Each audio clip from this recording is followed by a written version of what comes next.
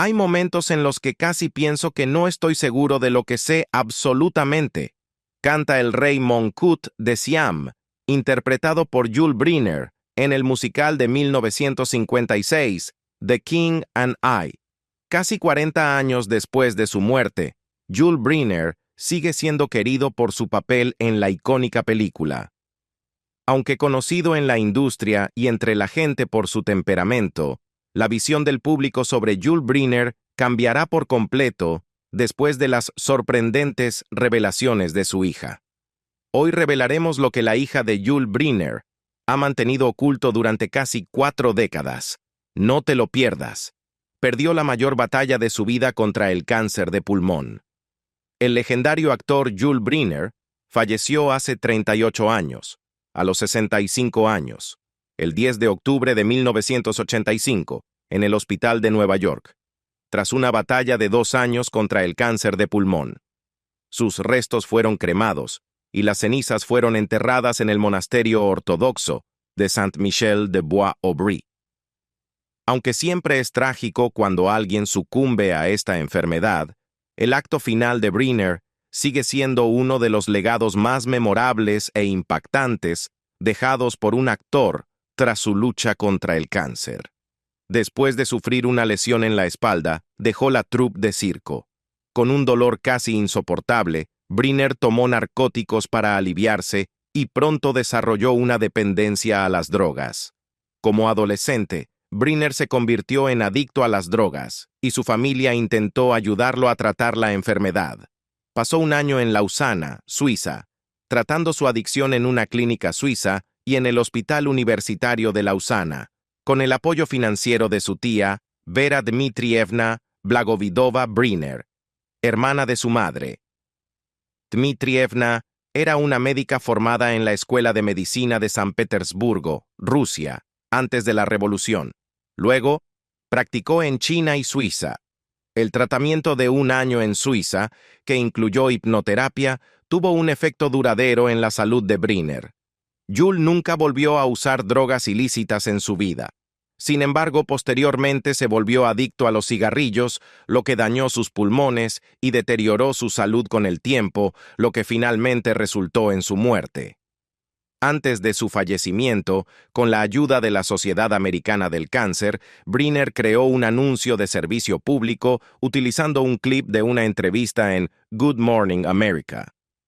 Pocos días después de su muerte, se estrenó en todas las principales cadenas de televisión de EUU y en otros países. Briner usó el anuncio para expresar su deseo de hacer un comercial contra el tabaco, después de descubrir que tenía cáncer y que su muerte era inminente. Luego miró directamente a la cámara durante 30 segundos y dijo: «Ahora que me he ido, les digo, no fumen. Hagan lo que hagan, simplemente no fumen. Si pudiera revertir ese fumar, no estaríamos hablando de ningún cáncer. Estoy convencido de eso. Si pudiera revertir ese fumar, no estaríamos hablando de ningún cáncer. Estoy convencido de eso». Había afirmado previamente en una entrevista, de la cual se obtuvo el material para el comercial. Su cuarta esposa, Kathy Lee, una ex bailarina, autorizó el uso del material, reconociendo su potencial impacto. En ese momento, Briner estaba entre los nombres más reconocibles del mundo, como se señaló. Susan Islam de la Sociedad Americana del Cáncer comentó: «Este es el indictment más poderoso contra el tabaco que hemos producido. Este es más fuerte por la reputación internacional de Jules Briner». A pesar de su diagnóstico en 1983, Briner desafió el consejo médico y continuó actuando por todo el país, soportando la fatiga de la quimioterapia y la radioterapia. Creo que la disciplina que adquirí a lo largo de 53 años trabajando en el mundo del espectáculo me ha ayudado enormemente con mis propios problemas físicos, ya fuera un accidente en el circo cuando tenía 17 años o la enfermedad grave que tuve más recientemente, dijo Briner en una de sus últimas entrevistas. Su vida temprana incluyó trabajar como artista de trapecio en Francia y más tarde tocar la guitarra en clubes nocturnos rusos. Durante la Segunda Guerra Mundial, trabajó como locutor de radio de habla francesa para la Oficina de Información de Guerra de EEUU, antes de llegar a los Estados Unidos en 1941. La hija de Yul Brynner compartió un rincón oculto de su vida. Victoria reveló que su padre, Yul Brynner, albergaba un sentimiento de amargura hacia su propio padre en 1932, durante el conflicto creciente entre China y Japón. Después de que su padre Boris abandonara a la familia, Brynner creció en Beijing. En 1932, su madre Marusia trasladó a la familia a París para escapar del conflicto sino-japonés. En 1927, Brynner, junto con su madre y su hermana mayor Vera, emigró de Vladivostok, Rusia, a Harbin, China. Allí, Yul y Vera asistieron a una escuela dirigida por la YMCA. En 1930, el padre de Brynner le regaló una guitarra acústica por su cumpleaños. La guitarra y las lecciones de música subsiguientes influyeron significativamente en el desarrollo artístico de Brynner. Su curiosidad natural, creatividad e imaginación se canalizaron en el dominio de la guitarra y en el estudio de la música clásica y contemporánea. Su hermana mayor, Vera, una cantante de ópera clásica, también desempeñó un papel crucial en su educación musical. A través de años de estudio riguroso, Brynner se convirtió en un guitarrista y cantante consumado. Para 1933, con temores de una guerra inminente entre China y Japón, Brynner, Vera y su madre se mudaron a París. El 15 de junio de 1935, el joven Brynner, de 14 años, hizo su debut en el cabaret Hermitage en París, tocando la guitarra y cantando en ruso y en lenguas romaníes. Tras este éxito, continuó actuando en varios clubes nocturnos parisinos, a menudo junto a su hermana, interpretando canciones rusas y romaníes. Mientras estudiaba francés en un liceo local, Brynner era conocido por su carácter fuerte y su frecuente participación en peleas. En el verano de 1936, Brynner trabajó como salvavidas en un resort en Le Havre. Allí, se unió a una troupe de circo francesa, se entrenó como acróbata de trapecio y trabajó con ellos durante varios años. Sin embargo, después de sufrir una lesión en la espalda y experimentar un dolor severo, se vio obligado a dejar el circo y se volvió dependiente de los narcóticos. Durante una visita para comprar opio, Brynner conoció a Jean Cocteau, quien se convertiría en un amigo de toda la vida. Cocteau lo presentó a figuras influyentes como Pablo Picasso, Salvador Dalí, Marcel Marceau y Jean Marais, sumergiéndolo en la escena bohemia parisina. Estas experiencias y conexiones desempeñaron un papel significativo en la formación de su carrera multifacética como actor, director y productor. Ella reveló el impacto de The King and I en su padre. Victoria compartió su entusiasmo al ver la película restaurada The King and I en los cines por primera vez hace apenas unos años. A pesar de haber crecido con proyecciones en casa, recuerda vívidamente su primera vez, sentada en el regazo de su padre a los 5 o 6 años. Nacida en 1962 de Brynner y la modelo chilena Doris Kleiner, Victoria disfrutó de una crianza glamorosa. Su madrina era Elizabeth Taylor, la mejor amiga de su madre era Audrey Hepburn, y su padre se mezclaba con luminarias como Jean Cocteau y Pablo Picasso. Hoy en día, Victoria lidera Stardust Brands, facilitando conexiones entre marcas de lujo y talento creativo. Entre sus recuerdos más preciados, The King and I ocupa un lugar especial. Nunca pude superar el final. Siempre estaba llorando, admite, refiriéndose a la emotiva escena final del Rey. Lo vi en Broadway y en Londres varias veces. Sé cada palabra, cada letra. Los recuerdos más entrañables de Victoria sobre su padre a menudo giran en torno a su papel icónico como el Rey.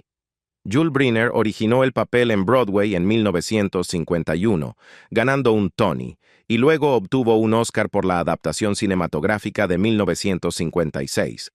Después de otros papeles notables, incluidos The Ten Commandments y The Magnificent Seven, Briner regresó a The King and I en varias producciones, incluyendo una reposición ganadora del Tony en 1977 y una extensa gira nacional. Su compromiso con el papel continuó hasta poco antes de su muerte por cáncer de pulmón en 1985. Estaba increíblemente orgulloso de su premio de la Academia y del impacto de la película en su vida, reflexiona Victoria.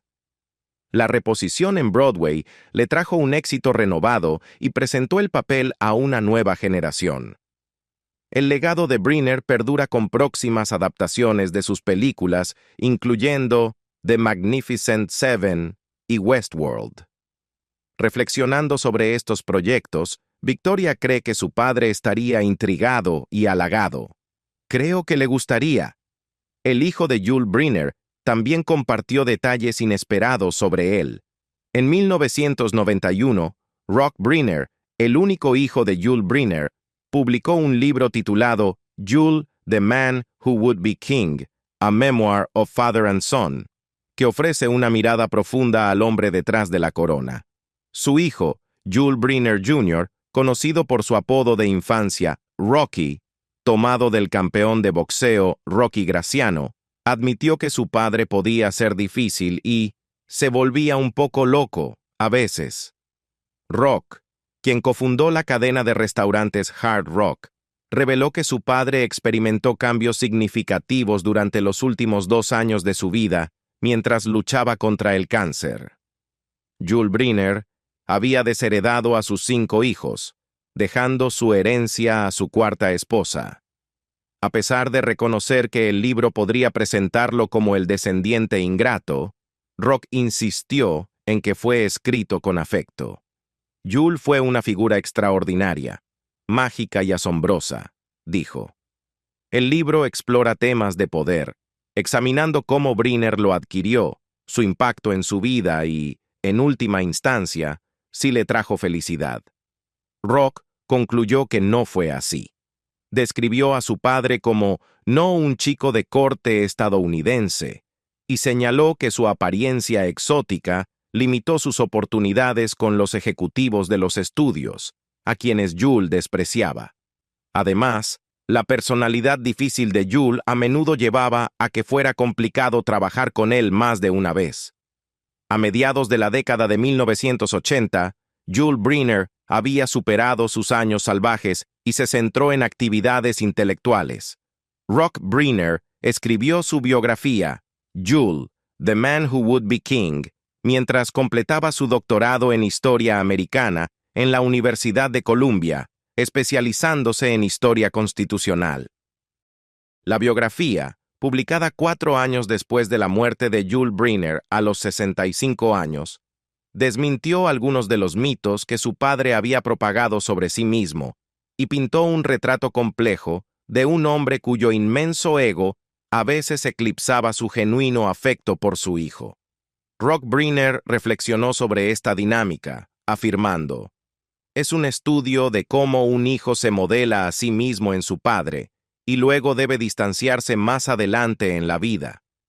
En una entrevista de 2001, reconoció los desafíos de crecer como el hijo de una figura icónica, pero agregó: «Con todo el sufrimiento en este mundo, no derramaría demasiadas lágrimas por aquellos que tuvieron juventudes privilegiadas. Famosas rivalidades durante su carrera, su horrible temperamento como narcisista. Aunque Moncut fue su papel más conocido, Briner, quien falleció en 1985, protagonizó otras películas célebres como Los 10 Mandamientos, Los 7 Magníficos y Westworld. Su carrera estuvo marcada por relatos de egotismo y comportamiento exigente, lo cual se extendía a sus relaciones con otros actores como Steve McQueen e Ingrid Bergman. El año en que Briner ganó su Oscar, el trofeo a la mejor actriz fue para Bergman por su papel junto a Briner en Anastasia.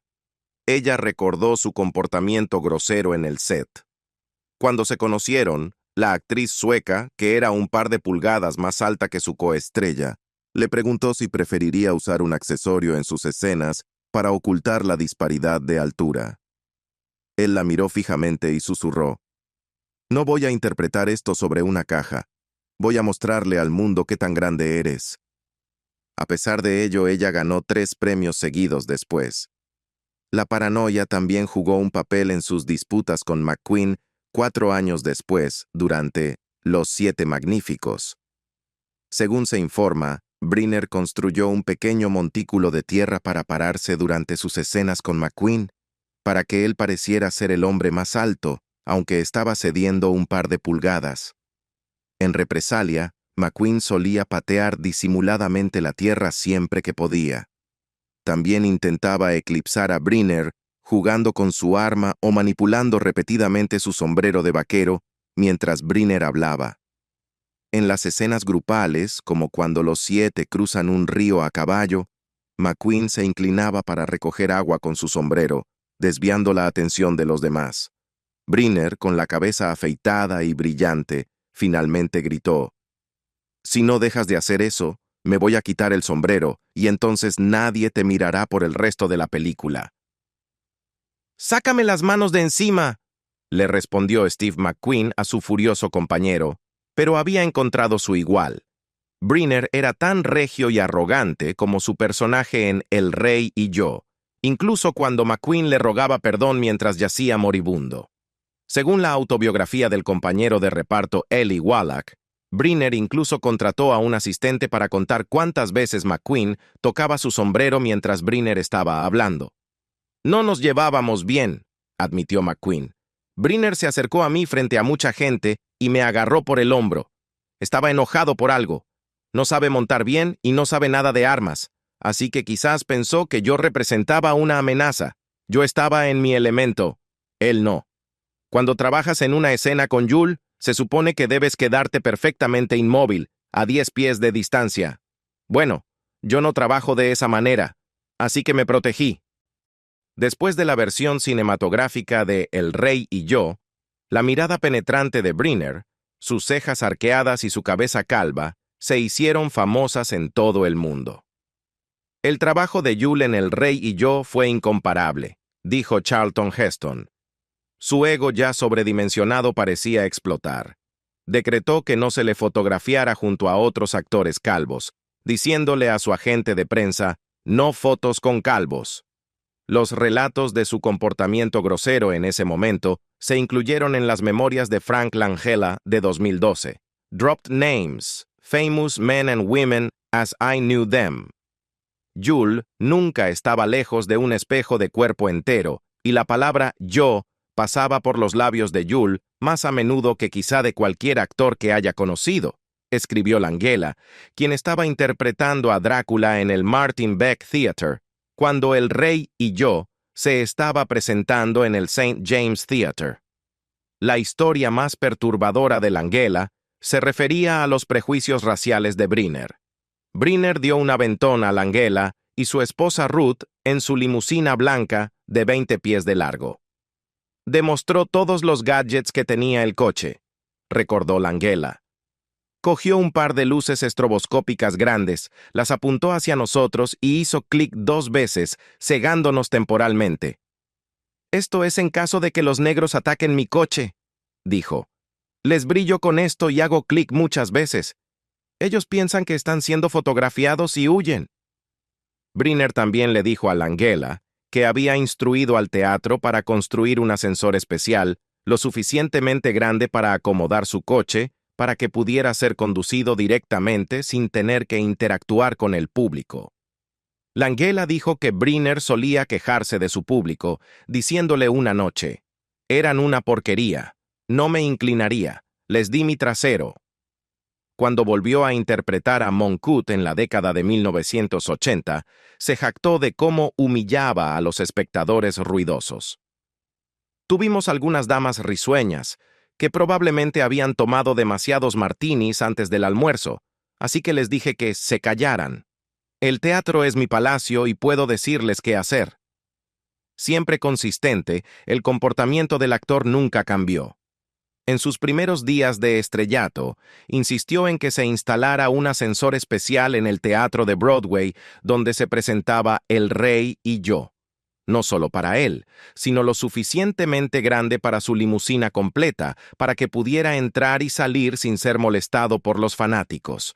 En 1965, Briner protagonizó junto a Marlon Brando en el thriller de acción ambientado en la Segunda Guerra Mundial, Morituri, y logró eclipsar a su coestrella, exigiendo que se construyera una plataforma de aterrizaje a bordo del barco donde estaban filmando para que su helicóptero privado pudiera llevarlo de regreso al final de cada día. El maestro de efectos especiales, Ray Harryhausen, quien trabajó en Los Siete Magníficos, recordó a Briner como un buen actor, pero también como un hombre que era difícil y malhumorado, con su propio conjunto de exigencias. Según el agente de Briner, Robbie Lantz, las demandas del contrato del actor eran asombrosas. Especificaba el color de la alfombra en su tráiler, así como el tipo de pañuelos y agua embotellada proporcionados. En las suites de hotel, sus condiciones imperiales incluían teléfonos de disco con cables de 13 pies, cortinas opacas para ayudarle a dormir, solo huevos marrones para el desayuno y botellas de vino extremadamente caras. Para entonces, su reputación como tirano era conocida en todo el mundo teatral.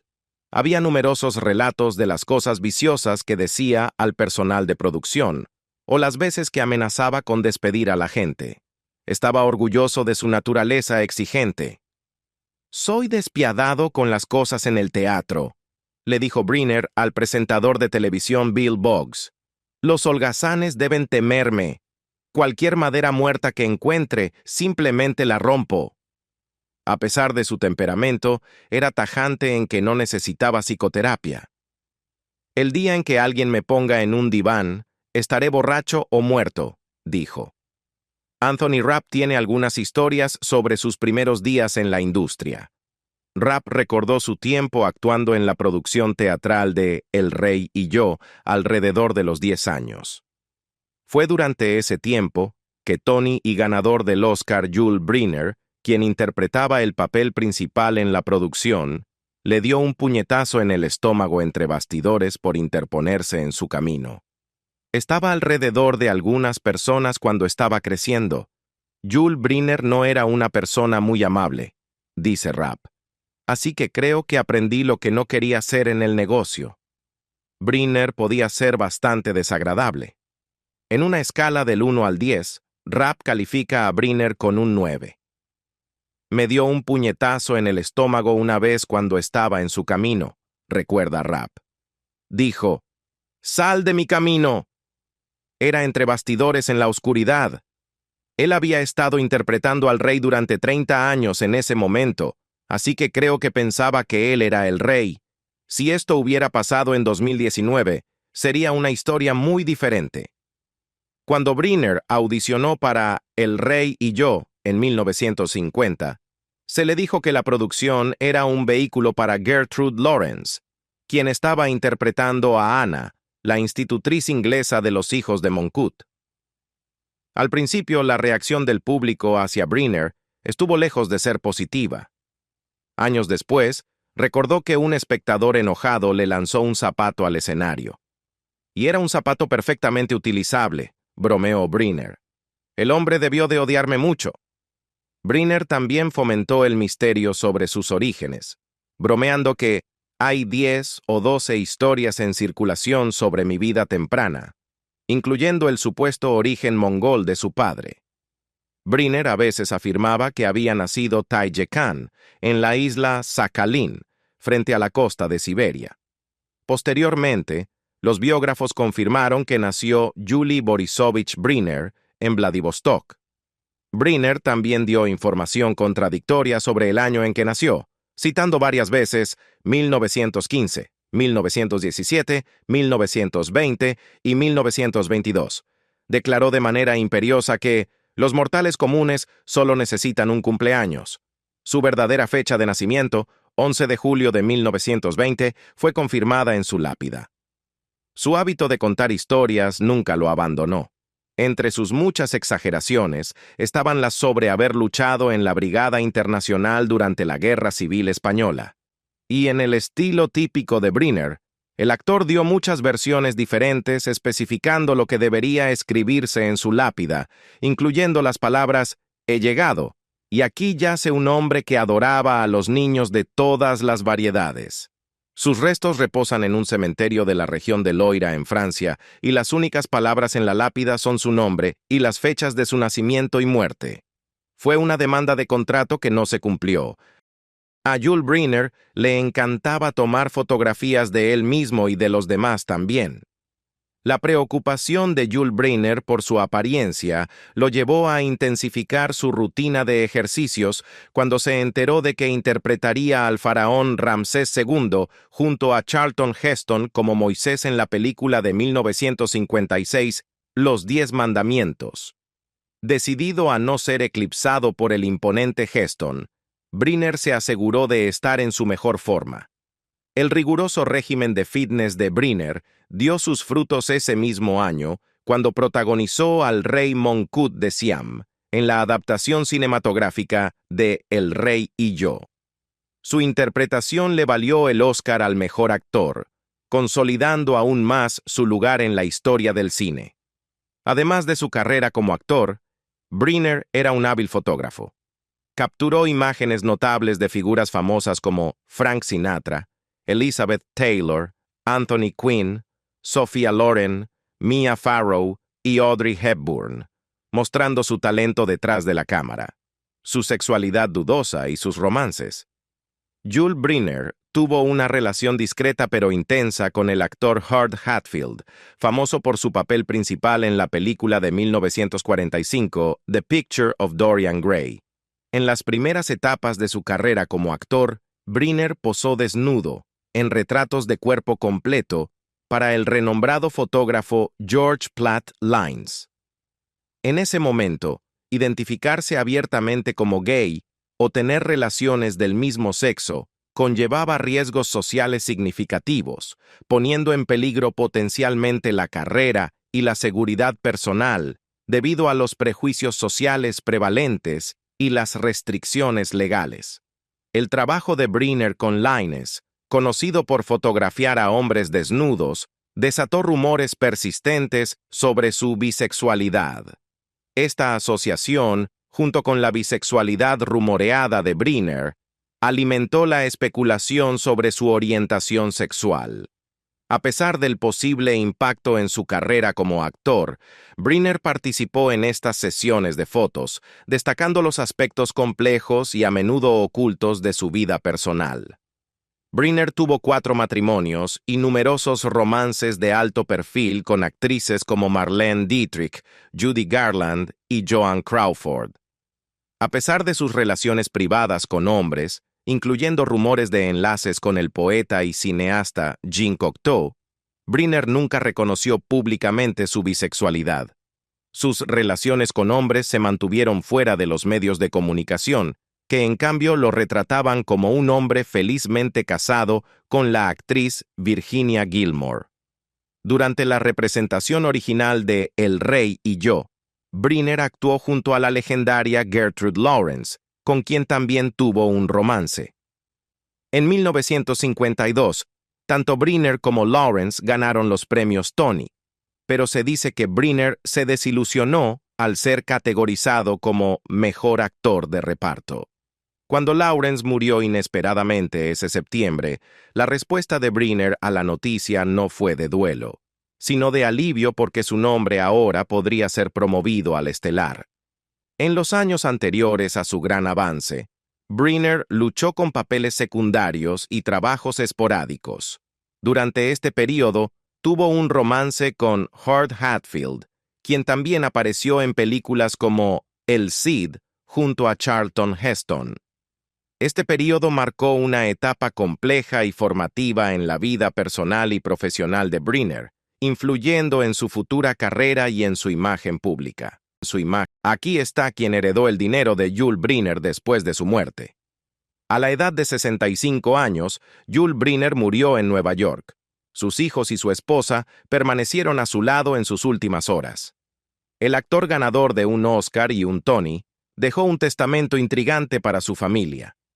¿Quién heredó su dinero después de que el rey falleciera? Briner legó algo de dinero a su familia y algo a sus amigos. Se reporta que tenía un patrimonio neto de $10 millones, pero también hizo algunas omisiones llamativas en su testamento.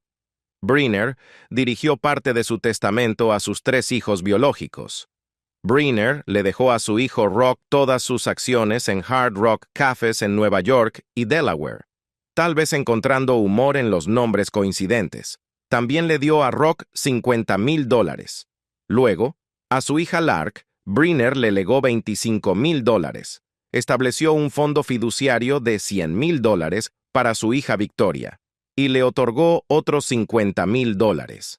Aproximadamente 25 años después de la muerte de Briner, Victoria publicaría una colección de fotografías de su padre, diciendo que las fotografías eran una adición notable al legado artístico de Briner. Pero en cuanto a sus hijos adoptivos, Mia y Melody, Briner los omitió del testamento. Briner básicamente escribió que no había hecho provisiones para ningún hijo que no estuviera explícitamente mencionado en el testamento. La única manera en que sus hijos adoptivos heredarían algo sería si Kathy Lee muriera y les dejara su parte. Briner aparentemente había creado un fideicomiso inter vivos, a veces llamado testamento en vida, para sus 2 hijos adoptivos. Sin embargo, Kathy Lee, la cuarta y última esposa de Briner, fue bien cuidada después de la muerte del actor. Se le regalaron 2 propiedades. La primera fue un apartamento en United Nations Plaza, en la ciudad de Nueva York, y la segunda fue Le Manoir de Criquebeuf, en Cambremer, Francia. Briner también le dejó muchas de sus posesiones personales, incluyendo sus coches, cubiertos de plata, obras de arte, colección de libros y artículos del hogar. Briner tampoco se olvidó de sus amigos. Le dio una pintura en acuarela de barcos a su amigo Robert Lantz y le dio una pintura abstracta de Vasarely a su amigo Michael Lynn. Como fotógrafo y autor publicado en 2 ocasiones, Briner tenía una apreciación por las artes. Su memoria sigue viva como un personaje inolvidable de El Rey y Yo, como uno de los actores de Broadway que más tiempo ha actuado en la historia. Gracias por acompañarnos mientras exploramos la fascinante vida de Yul Brynner y las revelaciones de su hija. Desde sus papeles icónicos hasta las historias personales que han alimentado la especulación durante mucho tiempo, está claro que el legado de Brynner continúa cautivando e intrigando. Ahora queremos saber de ti. ¿Qué piensas sobre la confirmación de estos rumores de larga data? ¿Te sorprendió algo en esta historia o cambió tu perspectiva sobre el actor legendario? No olvides dejar un comentario abajo con tus pensamientos y preguntas. Nos encanta saber de ti. Gracias por ver